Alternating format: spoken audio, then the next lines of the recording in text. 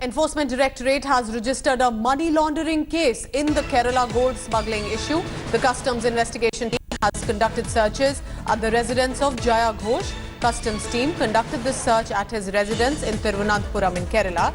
Jaya Ghosh, remember, is formerly gunman to the UAE Consulate General and was also suspended yesterday.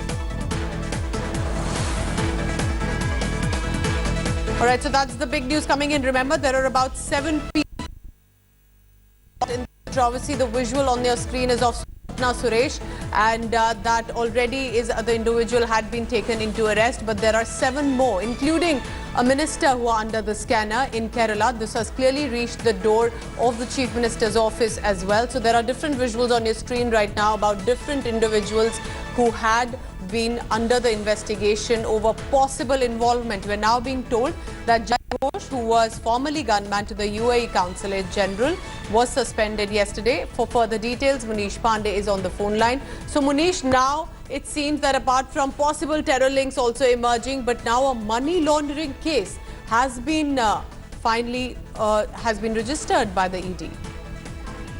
Yeah, well, Pooja, this is a very significant development because remember, this case is not only limited to India, but also there are international links which are being probed by the national investigative agencies and customs department. But now ED is stepping into this case. They will have, they will have options of sending the LRs to the different countries, and then they can get further details from those who are in UAE and Dubai.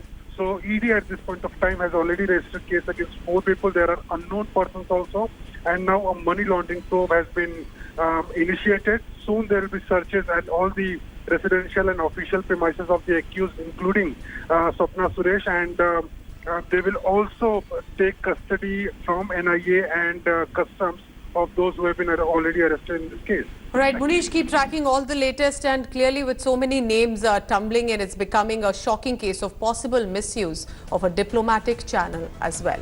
Hi everyone, Preeti Chaudhary here. Hope you like this video. For latest news and analysis, like and subscribe to the India Today YouTube channel. And don't forget to press the bell icon to stay updated. Thank you for watching.